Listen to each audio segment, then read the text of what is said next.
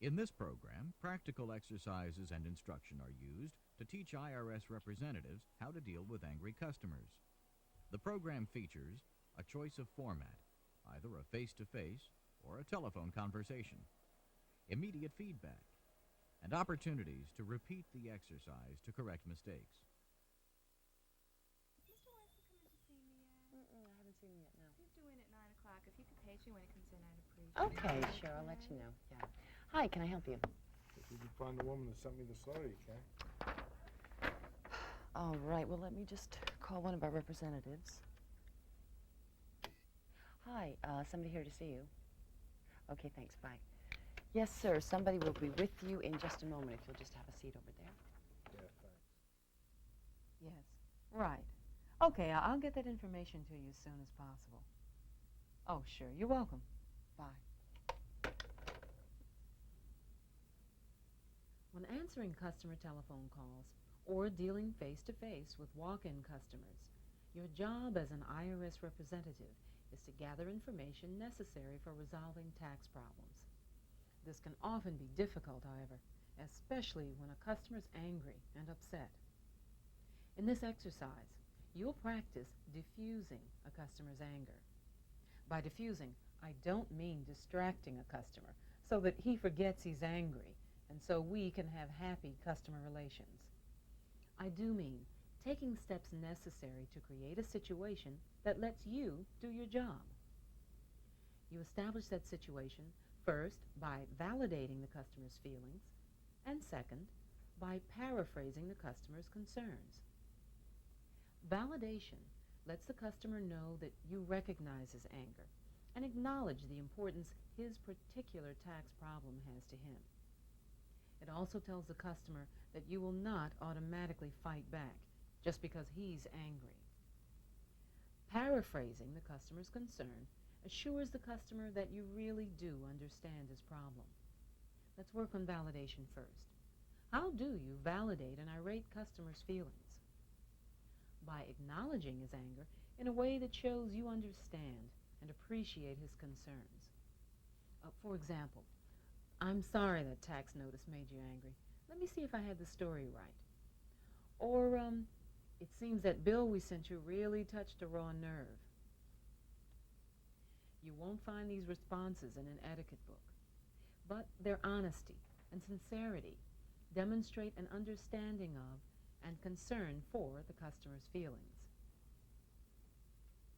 In the following exercise, you will listen to an angry customer's complaint. After hearing the complaint, you'll be given a choice of 3 responses. Select the response that best validates the customer's feelings.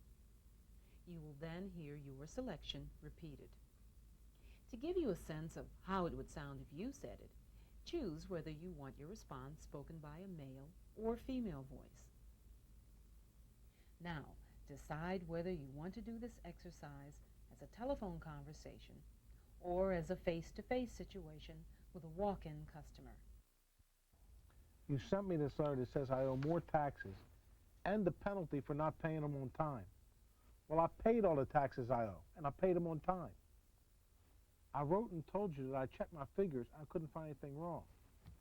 Then you write back, and you say I owe an extra $1,000 because I took money out of my own IRA. That's my own savings account, for God's sake.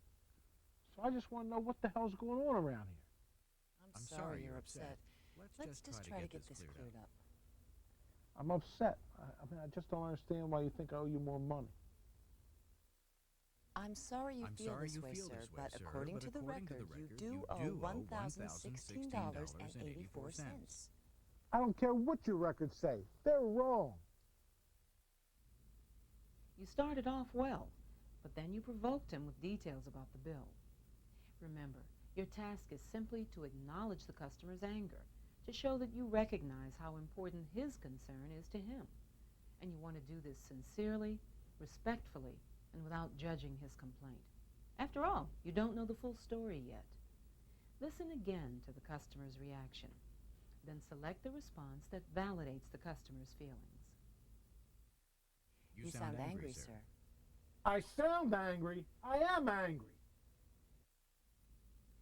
Simply reflecting the customer's feelings is all right, but it's not enough to show that you recognize how important the problem is to him. Listen again to the customer's reaction, then select the response that validates the customer's feelings. I'm sorry. I understand your frustration. Let's see what we can do about it. Yeah, I've never had problems with my taxes like this before. That's right. By respectfully acknowledging his anger, you've begun to diffuse it. You showed an understanding of his feelings without necessarily agreeing or disagreeing with his position. You have completed this portion correctly. Now go on to paraphrasing. You're very angry. I understand how you feel. Like hell you do. You don't have to pay the bill. Let me talk to your boss. Unfortunately, your kind attempt only increased his annoyance. Just saying that you understand how he feels doesn't tell him that you recognize his anger as his way of showing how important the issue is to him. It looks like you were unable to validate the customer's feelings enough to establish a good working relationship with him. I suggest you practice your validation skills some more. Get a fresh start and listen to the problem again. I'm sorry you're having this problem, but you do owe the money. You haven't heard a word I've said. I'm telling you I don't owe any money. Now let me talk to your boss. If your "I'm sorry" was sincere, you were off to a good start. By jumping to a conclusion, however, you acted as if you knew all the facts and needed no more information. That shut down the problem-solving process. It looks like you were unable to validate the customer's feelings enough to establish a good working relationship with him. I suggest you practice your validation skills some more. Get a fresh start and listen to the problem again. After validating the customer's feelings, you're almost ready to work on his problem. But first, you have to show the customer that you really do understand his problem. You do this by paraphrasing. Paraphrasing is simply restating the customer's situation in your own words. You don't repeat the whole story, nor do you mimic the customer's style or tone of voice. Instead, you summarize the relevant parts of what the customer said, regardless of whether you agree or disagree with him. This opens the door to the problem-solving process because it assures the customer that he's talking with someone who understands and whom he can trust to discuss the problem. Let's try paraphrasing the customer's situation.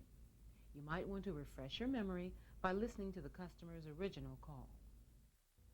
You paid all your taxes honestly and on time, just like you always have, and you don't understand why you got a tax bill for taking money out of your IRA savings, right? Exactly. That's right.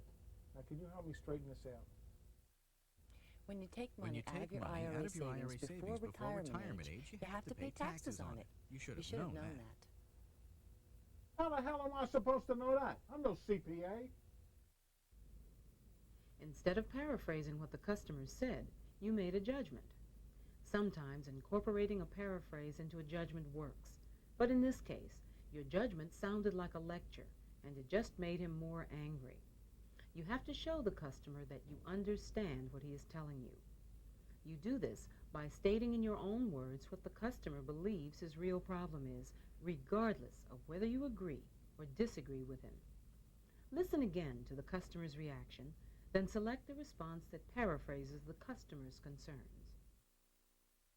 You received the bill. Then you wrote us a letter.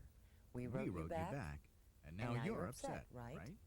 You're damn right I'm upset. I'm mad as hell. Your response accurately describes some of what has taken place, but it doesn't paraphrase his real problem. You have to show the customer that you understand what he is telling you.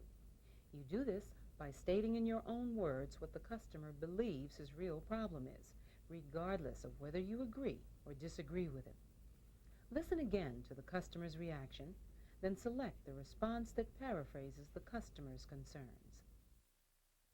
Excuse me.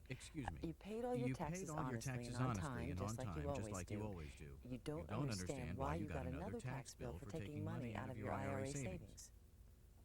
Right. Now, can you help me straighten this out?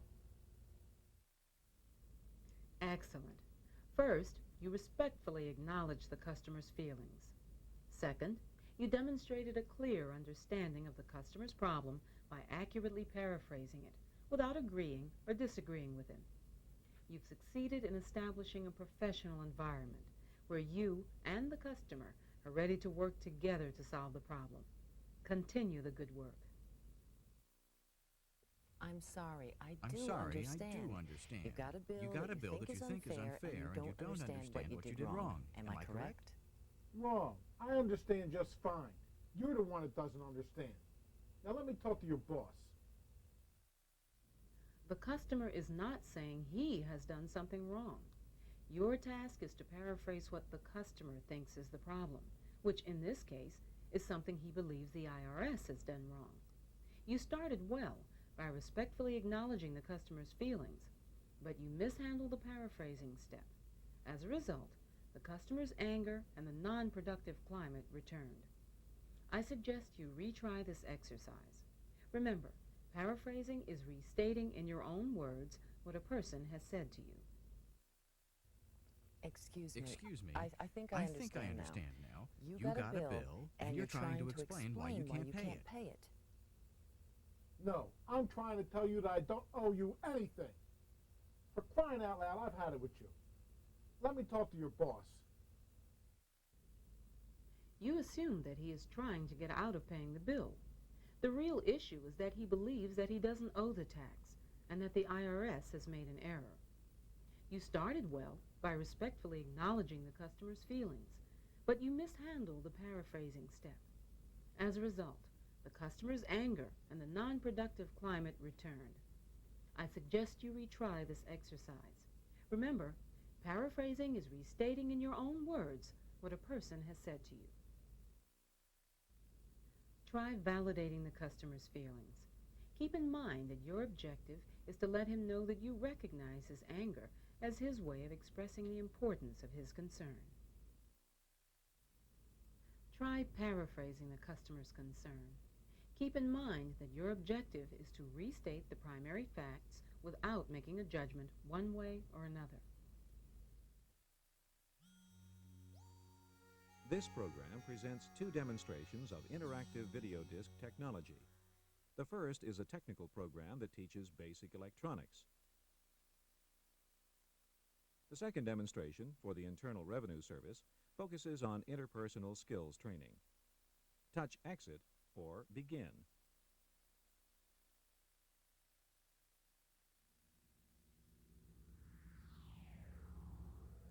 GATE, the global approach to technical education. Touch the globe to begin.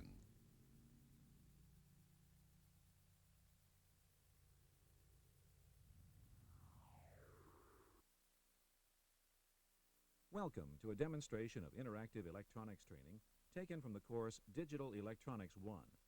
This course is intended for students in junior colleges, technical schools, and the military.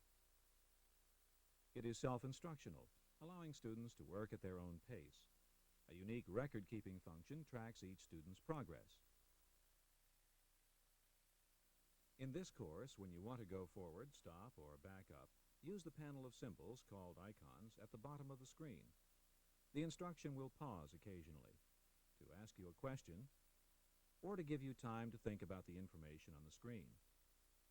Whenever you are ready to continue, you should use your light pen to touch the forward arrow at the bottom of the screen. This arrow, called the Ahead icon, takes you to the next screen. When a question appears on the screen, answer it. A message will appear telling you if your answer was right or wrong. After reading the message, touch Ahead. Use the light pen to select the correct answer. Don't be concerned if you do not know the correct answer.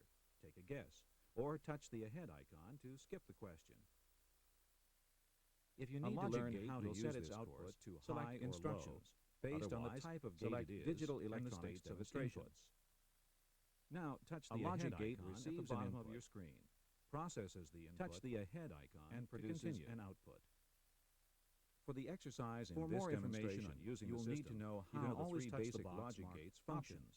At the lower left, we will discuss each of these three logic gates and their operation briefly. To leave the system, learn how to recognize the three logic gate symbols just touch the and their corresponding Boolean operators. You may want to explore the options and system help of this gate for any set of inputs. Press the light pen on the options icon, and you will learn how to read a simple logic gate diagram. System help. When you're finished, this is the symbol for the AND gate. To leave this demonstration, produce a high output. Select only if both inputs are high. Then select Exit Menu. On this AND gate, where input A is high ahead and to begin the digital electronics demonstration. Will the output Y be high or low? This demonstration illustrates the power of interactive technology for teaching basic electronics. The output will be low. It is a gate combination exercise in which you will apply information already learned about only if all inputs and logic gate diagrams. The output of this may want to start with a brief lesson because only input A shown here is high. In a Boolean expression, if you are already familiar with these operation is represented by logic diagrams, just you may wish to go straight to the represented in normal algebraic expressions. In this exercise, the second of the basic logic gate combination is to implement a Boolean expression. Notice how the OR gate symbol differs from the AND gate inputs the gate combination will require. The OR gate produces a high output if either input. To determine the number of inputs needed for a gate produces a high output, count the number of unique input variables in the Boolean expression it will implement. An OR gate produces a low output need one only if both each unique input variable in the Boolean expression. This OR gate is receiving a low combination and a high input. What will the state of output Y be? The number of repeated variables one of the inputs is high. Indicates how many nodes will also be high. In this case, the Boolean mathematical symbol for the OR gate is a plus sign. B and C. Whenever you see a plus sign in a Boolean expression, you will know that an OR gate is required. The last of the three basic logic gates is also the simplest. You determine how many gates will be required. The NOT gate has only one input and one variable, and one for its output is always the opposite or inverse of its input together. If a NOT gate receives a high input, although there are three inverter symbols in this expression, to a low state, the term NOT conversely appears if it receives a low and requires only one inverter gate to implement both occurrences. Since the NOT gate choose the number of each gate type, it is also called the inverter Boolean expression. In a Boolean expression, the NOT gate is represented by a line over the part of the expression representing the signal it inverts. You need a line over the variable b, one for the this expression, and indicates that the input b enters a need 3 input OR gates, one for each of the two. Now that you have an idea of how the basic gates operate individually, one gate you need to see how they work in combination. Shown here is a diagram representing a combination of basic logic gates. This is the correct pattern of the lines that connect the outputs now that you have the correct pattern to the inputs of Boolean expression represent the appropriate logic gates in their correct position. Notice that the output of gate 1, the gate combination that implements this Boolean number 3, is now complete. Use the light pen to select the gate that receives one of its inputs from gate number 4. Circuits called logic gates. The output from gate number 4 becomes an input to gate number 5. A variety of logic functions often on a gate diagram. Two signal lines will cross three of the symbols used to represent. This does not necessarily mean that the two lines are connected. Logic gates can have one or more inputs, for example, but only does not enter gate number 4. Even though its signal to a logic gate will always be in one of two states, to that gate, high, however, low. The dot-shaped junctures on some of the signal lines is represented by a binary where lines are connected, while a low state is represented by a binary 0. Since there is a node at input B, this signal line also contains the logic signal from input B. However, since there is not a node as this signal line crosses input C does not enter this line. Use the light pen to select all of the logic gates on this diagram that receive input from line A. If you wish to change an answer, touch the gate again to de-highlight it. The highlighting on the signal lines traces input A to the gates which initially receive it, gates 3 and 4. Now you can recognize the three basic logic gate types and predict their output for any combination of inputs. know how each logic operation is represented in a Boolean expression. And you know how to trace a logic signal through a diagram for a combination of basic logic gates. This basic knowledge will help you answer the questions in the exercise that follows. Now, touch Ahead to start the exercise. Look for the operators in this Boolean expression. The number of operators can help you determine the number of gates needed to implement the expression. Select Reset if you want to erase all of your answers and start all over again. Select Give Up if you want to see the answers. Select Done when you have completed this activity. Use the up and down arrows to look through all the choices. When you find the correct one, touch Done. Select a logic gate. Then select the appropriate position for that logic gate in the gate pattern. Place the appropriate logic gates in their correct positions. Choose an option by touching it with your light pen. Touch the correct logic gate with your light pen.